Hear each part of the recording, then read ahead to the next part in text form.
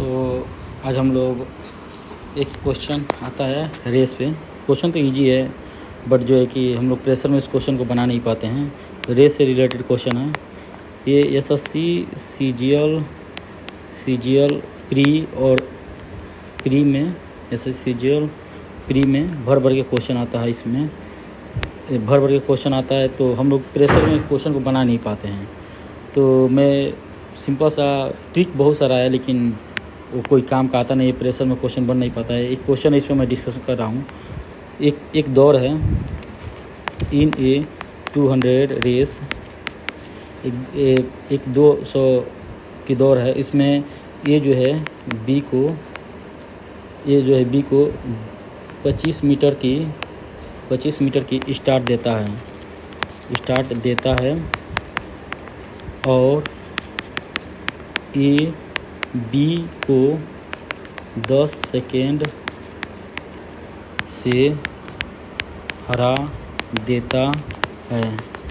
फिर क्या करता है कि ए जो है ए बी को 45 मीटर की शुरुआत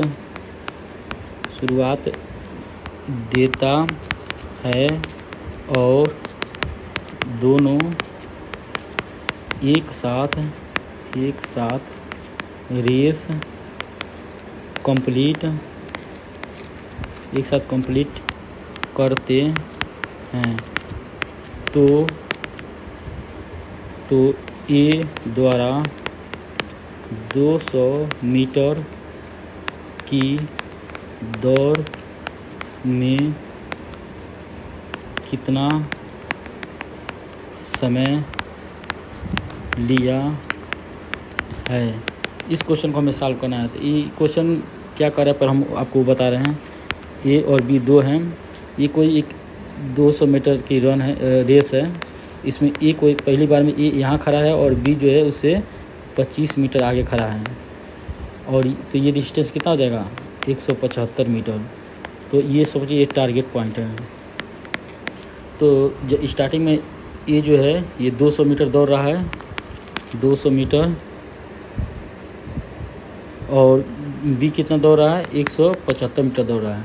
तो ये क्या है दोनों के दौड़ में जो है 10 सेकेंड का डिफरेंस आ रहा है। तो हम मान लेते हैं सपोज ए की स्पीड जो है वो x मीटर पर सेकेंड है और बी की स्पीड जो है y मीटर पर सेकेंड है। तो क्वेश्चन के हिसाब से आप लिख लीजिए 175 मीटर जो है y स्पीड से बी जो है y स्पीड से दौड़ने में कितना समय लगेगा 175/y। तो ये कितना समय लेगा 200 मीटर दौड़ने में, तो 200/x ये कितना आएगा 10 सेकेंड के बराबर आएगा। दूसरा स्टेटमेंट क्या कर रहा है, जब ये यहाँ पे है बी उससे 45 मीटर आगे खड़ा है बी, तो ये डिस्टेंस कितना हो जाएगा ये 155 हो जाएगा ये डिस्टेंस। और ये टोटल डिस्टेंस कितना है ये 200 है। तो अब दूसरे हिसाब से क्या कर रहा है ए और बी, ये 200 मीटर दौड़ रहा है तो बी कितना दौड़ रहा है 155 मीटर दौड़ रहा है। दौड़ दोनों जो है एक साथ कंप्लीट कर रहे हैं, ठीक है ना। तो इनको बीच का समय डिफरेंस कितना हो जाएगा 0 हो जाएगा। तो हम जिस तरह है उस तरह से निकाल लेते हैं 155 बी जो है 155 की स्पीड से 155 मीटर जो है वाई की स्पीड दौड़ रहा है। तो समय कितना लगेगा तो 155/y माइनस ये जो है कितने की स्पीड से दौड़ रहा है ये 200 मीटर कितने की स्पीड से दौड़ रहा है तो x मीटर पर सेकेंड। तो x कर देंगे इक्वल टू 0, मतलब सेकेंड दोनों एक साथ समाप्त करें तो ये क्या हो जाएगा ये 0 के बराबर आ जाएगा। तो 155/y इक्वल टू हम लिख सकते हैं 200/x। अब ये समीकरण 2 हो गया, ये इक्वेशन 1 हो गया। मैं आपको डिटेल में समझा रहा हूँ बट जो है कि आप जब फास्ट करेंगे तो ये बहुत जल्दी हो जाएगा क्वेश्चन। अब इसको सॉल्व कर सकते हैं हम। अब जो है कि हमको x की वैल्यू फाइंड करना है तो x के टर्म में ही सारे वैल्यू निकालते हैं। तो y को x के टर्म में रख देते हैं तो 155/200 इंटू x की वैल्यू हो जाएगी y। अब यहाँ से हमारा y की वैल्यू आ गई तो इस y की वैल्यू को इसमें डालते हैं।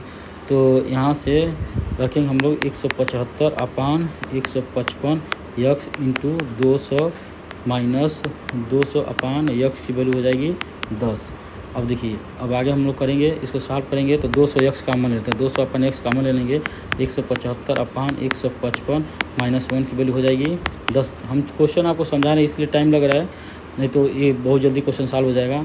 तब हम यहाँ से लिख सकते हैं हम लोग एक्स अपान 20 की वैल्यू हो जाएगी 175 माइनस 155 अपान 155। यहाँ से आ जाएगा, यहाँ से फिर आ जाएगी हमारा 20 अपान 155 इक्वल टू एक्स अपान 20। तो एक्स की वैल्यू आ जाएगी हमारा 400 अपान 155। क्योंकि अब पूछ रहा है कि ए द्वारा 200 मीटर की दौड़ में कितना समय लगेगा। तो 200 मीटर में दौड़ना है, एक स्पीड 400 अपान 155 है, तो निकाल दीजिए 200 अपान 400 अपान 155। तो ये ऊपर चला जाएगा, तो 155 अपान 2, ये कितना चला आएगा 77.5 सेकेंड। आ गया आंसर। ये हम आपको समझाने के लिए इतना डिटेल में बताए हैं, नहीं तो ये क्वेश्चन जो है अधिक से अधिक हमारा 30 से 40 सेकेंड का था। बस 2 इक्वेशन को सॉल्व करना था, इक्वेशन 1 और इक्वेशन 2 था, बहुत इजीली सॉल्व हो जाता।